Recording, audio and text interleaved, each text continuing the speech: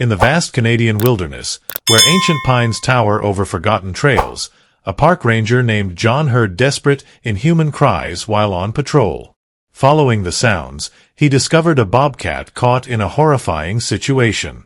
Its front paw trapped in a steel leg trap and its hind legs tangled in barbed wire. Despite the danger, John felt a deep empathy and decided to help. The bobcat initially hissed and growled in fear, but gradually calmed as John drew closer, sensing his intentions.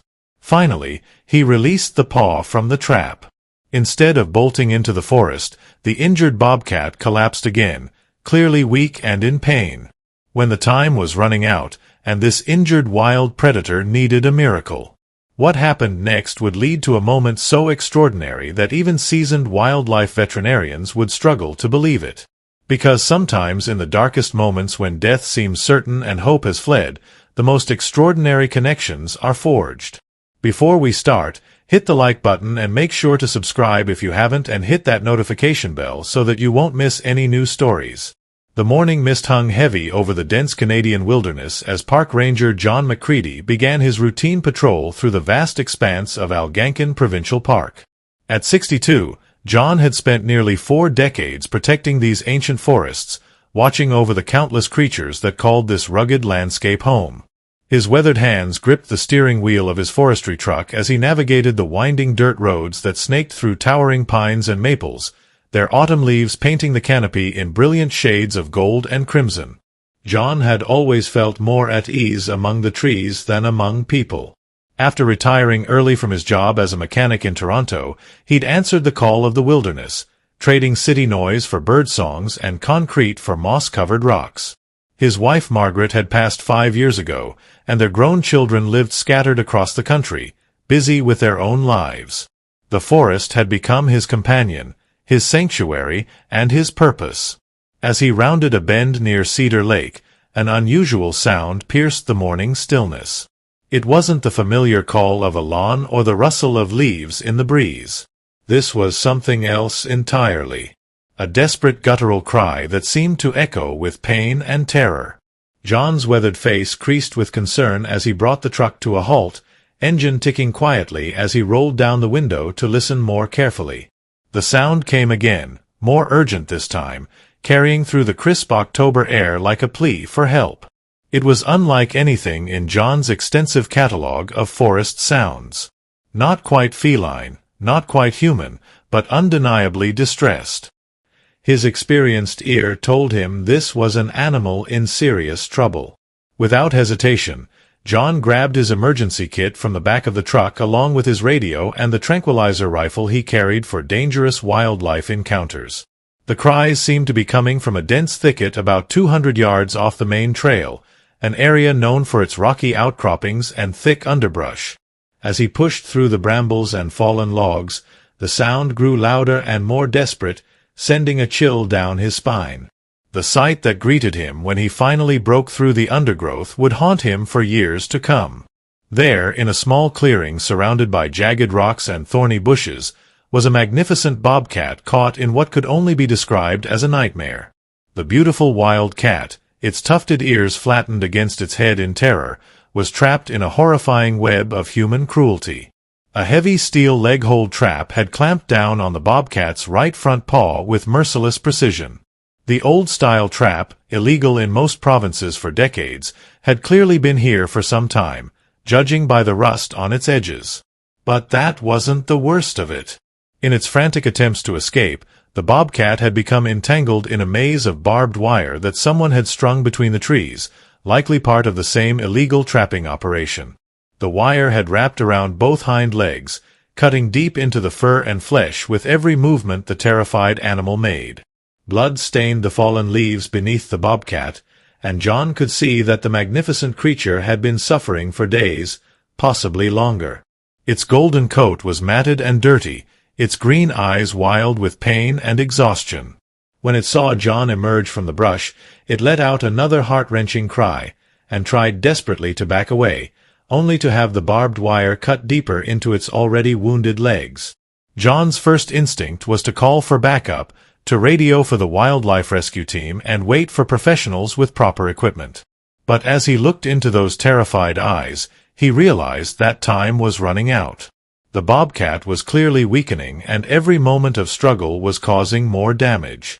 The animal needed help now, not in the 2 hours it would take for a rescue team to reach this remote location. Setting down his rifle and radio, John began speaking in a low, soothing voice, the same tone he'd once used to calm his children after nightmares.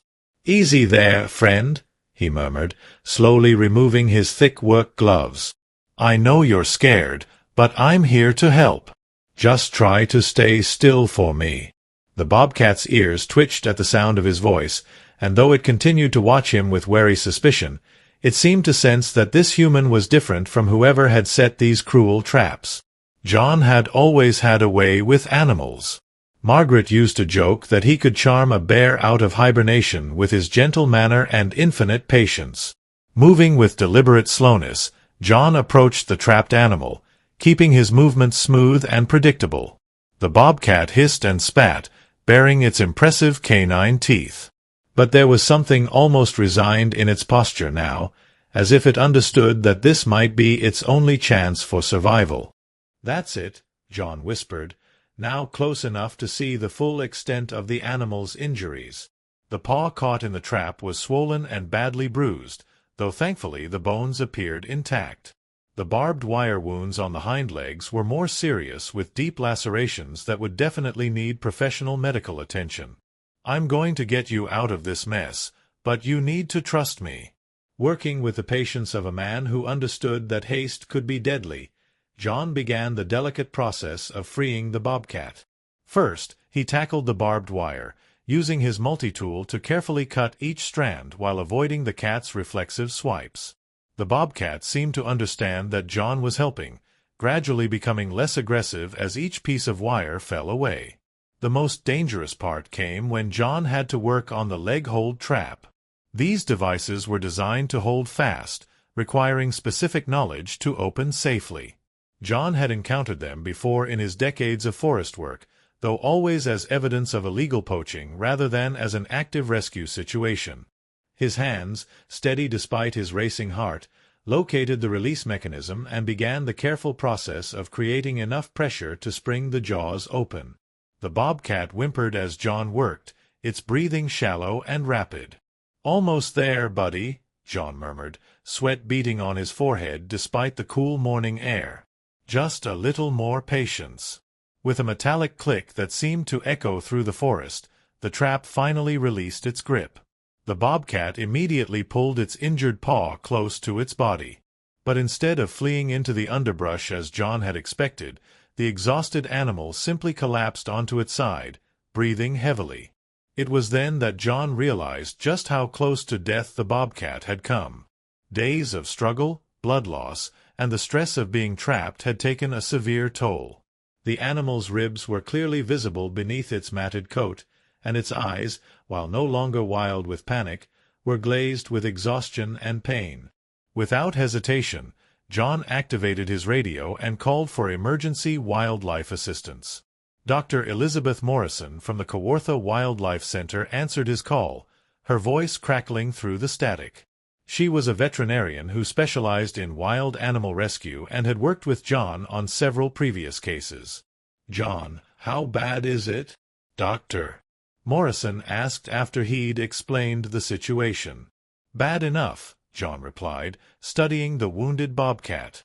"Multiple lacerations from barbed wire, possible fracture or severe bruising to the right front paw, significant blood loss, and severe dehydration. The animal's been trapped for at least 3 or 4 days, maybe longer." "We're on our way," came the immediate response. "Can you stay with it until we arrive? Try to keep the animal calm and watch for signs of shock." For the next hour and a half, John maintained a quiet vigil beside the injured bobcat. He fashioned a makeshift shelter using his jacket and some fallen branches, protecting the animal from the morning sun that was beginning to filter through the canopy. The bobcat seemed to appreciate the shade, and remarkably it appeared to have accepted Jay's presence completely. Occasionally, it would lift its head to look at him with those striking green eyes, as if checking to make sure its rescuer was still there. "When, doctor?" Morrison and her team finally arrived. Carrying specialized equipment through the forest, they found John sitting cross-legged beside the bobcat, speaking to it in low, comforting tones. The sight of this grizzled park ranger serving as a guardian to the wild creature moved the entire rescue team. "I've never seen anything like this," whispered Dr. Morrison as she prepared the tranquilizer. "Wild bobcats are typically terrified of humans. This one acts like it trusts him completely." The sedation process went smoothly, and soon the bobcat was safely transported back to the Wildlife Rehabilitation Center. X-rays revealed that while the paw wasn't broken, there was significant soft tissue damage that would require surgery. The barbed wire wounds were deep and showed early signs of infection that could have been fatal if left untreated for much longer. As Dr.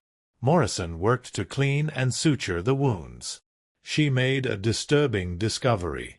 "John, this isn't the first case like this we've seen recently," she said, her face grim.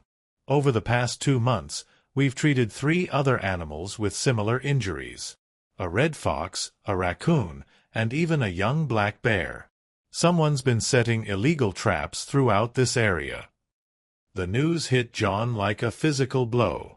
In all his years as a park ranger, he'd dealt with the occasional poacher, but this seemed like something more systematic and cruel. The idea that someone was deliberately torturing wildlife in his beloved forest filled him with a cold anger that surprised him with its intensity. "What can we do about it?" he asked. "Officially, we report it to the authorities and hope they can spare the resources to investigate," Dr. Morrison replied. "Unofficially?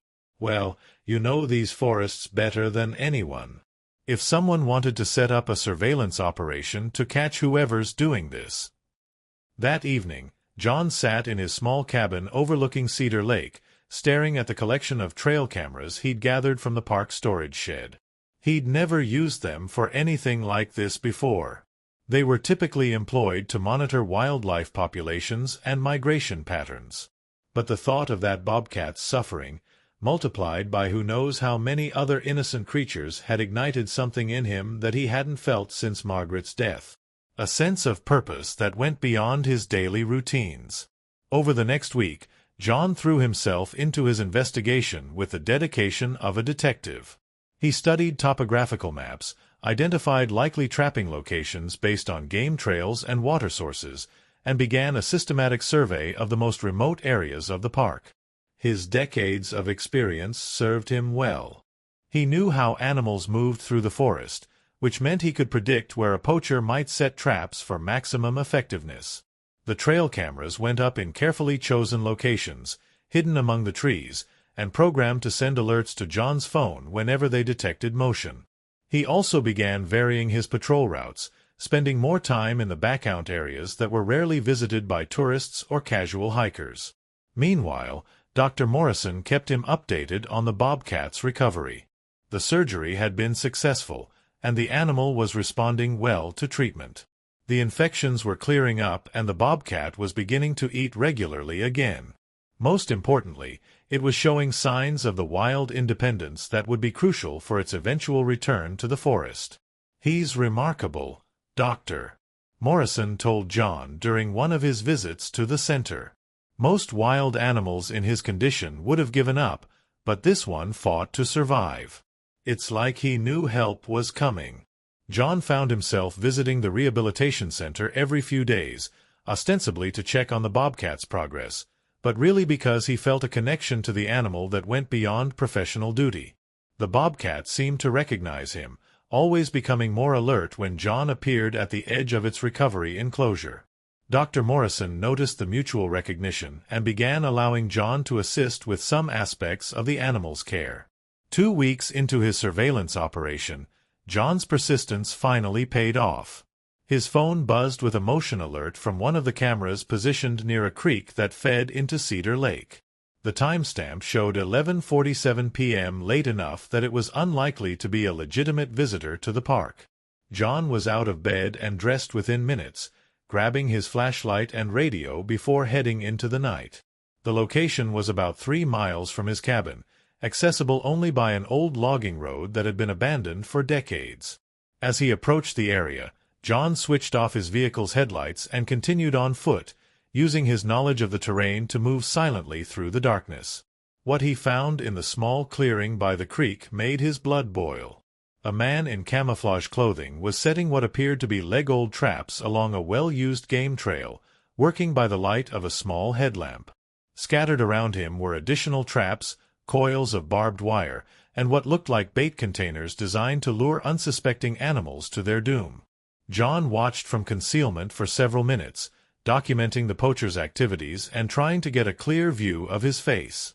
The man worked with the efficiency of someone who had done this many times before, showing a callous disregard for the suffering his traps would cause. When John was confident he had enough evidence, he activated his radio and called for backup from the provincial conservation officers. But as he waited for help to arrive, something went wrong. The poacher's headlamp swept across the trees, and the beam caught the reflection from Jay's radio antenna. The man froze, then quickly began gathering his equipment. "Stop right there," John called out, stepping from concealment with his flashlight trained on the poacher. "Park ranger, you're trespassing on protected land and engaging in illegal trapping activities." The poacher was younger than John had expected, maybe in his 30s, with the lean build of someone who spent a lot of time outdoors. For a moment, the two men stared at each other across the clearing. Then, the poacher made his choice, dropping his equipment and bolting toward the trees. What followed was a pursuit that John would later describe as the most physically demanding few minutes of his life. Despite being 30 years older than his quarry, John's knowledge of the forest gave him a crucial advantage. He knew where the hidden ravines were, which paths led to dead ends, and how the terrain would channel a fleeing person toward predictable escape routes. The chase ended when the poacher, running blind in the darkness, stumbled into a patch of the very barbed wire he'd been using to torture wildlife. John found him tangled and exhausted, his clothes torn and his spirit broken. By the time the conservation officers arrived, the man was sitting quietly under Jay's watchful eye, apparently resigned to his fate. The investigation that followed revealed the scope of the illegal operation. The poacher, whose name was revealed to be Marcus Webb, had been setting traps throughout a 50-square-mile area for nearly 6 months. His targets weren't just any animals. He'd been specifically focusing on predators like bobcats, foxes, and coyotes, apparently selling their pelts to private collectors who didn't ask questions about legality. Webb's confession led to the discovery and removal of more than 40 illegal traps scattered throughout the forest. Several contained the remains of animals that hadn't been as fortunate as the bobcat John had rescued. The scope of the cruelty was staggering, representing months of unnecessary suffering inflicted on the wildlife John had dedicated his life to protecting. During the legal proceedings that followed, Webb was sentenced to substantial fines and a lifetime ban from all provincial and national parks. More importantly for John, the threat to the local wildlife population had been eliminated, making it safe for rehabilitated animals to return to their natural habitat. 6 weeks after the rescue, Dr. Morrison called John with the news he'd been waiting for. The bobcat had made a complete recovery and was ready to be released back into the wild. All the wounds had healed cleanly. The animal had regained its full strength and weight, and its natural weariness of humans had returned, with one notable exception. "He still recognizes you, Doctor," Morrison explained as they prepared for the release. "Every time you visit, he becomes more alert and engaged. It's quite remarkable, actually. In 30 years of wildlife rehabilitation, I've never seen a wild animal form this kind of bond with a human." The release was scheduled for a crisp morning in late November with the first snow of winter dusting the forest floor. John had chosen a location deep in the park's interior, far from roads and human activity, where the bobcat would have the best chance of reclaiming its territory without interference. Dr. Morrison and her team transported the animal in a specialized release cage designed to minimize stress. The bobcat had been sedated lightly for the journey, just enough to keep it calm during the ride through the forest. As they approached the release site, John felt a mixture of excitement and melancholy that surprised him with its intensity. The clearing they'd chosen was perfect. A small meadow surrounded by dense forest with a creek running along one edge and plenty of cover for a cautious predator. Rock outcroppings provided elevated vantage points, and the area showed abundant signs of the small mammals and birds that made up the bobcat's natural diet. As the sedation wore off, the bobcat began to show signs of awareness, its ears twitching at the sounds of the forest and its nose testing the air for familiar scents. Dr. Morrison positioned the cage so that when opened, it would face directly into the deepest part of the forest, giving the animal a clear escape route. "Are you ready for this?" she asked John, her hand on the release mechanism. John nodded, though he felt far from ready. Over the past 6 weeks, this bobcat had become more than just another rescue case. It represented something larger. Proof that compassion and determination could overcome cruelty, that one person's actions could make a real difference in the world. The cage door swung open with a soft click, and for a long moment, nothing happened. The bobcat sat perfectly still, its green eyes scanning the forest ahead. Then, slowly and deliberately, it stepped out onto the snow-dusted ground. John held his breath, expecting the animal to immediately disappear into the underbrush. Instead, the bobcat paused just a few feet from the cage, turning to look directly at him. There was recognition in those eyes and something else that John couldn't quite identify. Gratitude, perhaps, or simply acknowledgement of their shared experience. What happened next would remain one of the most extraordinary moments of Jay's life. The bobcat, this wild predator that should have fled at the first opportunity, slowly approached him. John, remembering Dr. Morrison's instructions to remain still and non-threatening, dropped to one knee and waited. The bobcat stopped just within arm's reach, its magnificent head tilted slightly as it studied John's face. Then, in a gesture that defied everything John thought he knew about wild animal behavior, the bobcat rose up on its hind legs and gently placed its front paws on John's shoulders. For perhaps 30 seconds, the two beings remained frozen in this impossible embrace. John could feel the warmth of the animal's body through his jacket, could hear its steady breathing, could see the intelligence and awareness in its eyes. The bobcat pressed its forehead against John's shoulder, a gesture so tender and deliberate that it brought tears to the old ranger's eyes. Then, as quietly as it had approached, the bobcat dropped back to all fours, gave John one last long look, and vanished into the forest with a fluid grace that only a wild creature possesses. Within seconds, it was gone, leaving behind only paw prints in the snow and the memory of an encounter that would warm Jay's heart for the rest of his days. As they packed up the equipment and prepared to leave, Dr. Morrison shook her head in amazement. "In all my years of doing this work, I've never seen anything like that," she said. "That animal knew exactly who you were and what you'd done for it. Animals don't forget kindness, John. What you did for that bobcat. It understood the risk you took, the compassion you showed." The drive back through the forest was quiet. Each member of the team lost in their own thoughts about what they'd witnessed. For John, the release marked not just the end of a rescue operation, but the beginning of a new chapter in his own life. The experience had reminded him that even in retirement, even living alone in the wilderness, he still had the power to make a difference. In the months that followed, John occasionally caught glimpses of the bobcat during his patrols. Always at a distance, always alert and healthy, the animal had successfully re-established itself in its natural habitat, claiming a territory that encompassed some of the most pristine areas of the park. Sometimes John would find tracks in the snow near his cabin, and he liked to think they belonged to his old friend, perhaps checking on the human who had given it a second chance at life. The story of the rescue spread throughout the Park Service and wildlife rehabilitation community, becoming something of a legend among those who dedicated their lives to protecting Canada's wilderness. But for John, the real significance of that day wasn't in the recognition or the accolades. It was in the reminder that compassion knows no boundaries. That kindness can bridge the gap between human and wild. And that sometimes the most meaningful connections are forged in moments of crisis and courage. Years later, as John continued his patrols through the ancient forests of Algonquin, he would often pause in that clearing where he'd first found the trapped bobcat. The steel trap was long gone, removed as evidence in the case against Marcus Webb, and the forest had healed from the scars of illegal trapping. But the memory of that desperate morning and the extraordinary bond that grew from it remained as vivid as ever.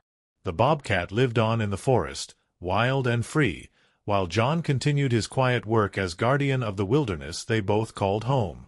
And sometimes when the morning mist hung heavy over the trees and the forest was filled with the sounds of awakening life, John would remember the feeling of those gentle paws on his shoulders and know that some encounters transcend the boundaries between species, creating connections that last a lifetime.